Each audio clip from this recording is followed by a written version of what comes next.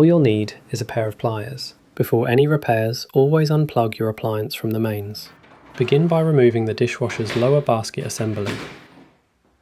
The 4 main central clips can be found here. These aren't to be confused with the smaller ones found here. With the end of your pliers or something like a screwdriver, press the bottom end of your tool against the clip to unclip from the lower basket assembly.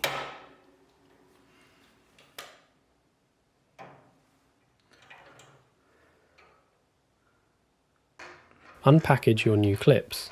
If you need to replace more than one, unlike shown here, the process is the same. Attach the clip to the wireframe as shown here. The square cutout sits higher up than the oval cutout. Click firmly into place. Test to make sure the wireframe that the new clip is connected to is now solid and doesn't slide from the bottom. Reinsert your lower basket assembly, and that's it. Your new dishwasher basket clips are all set to go.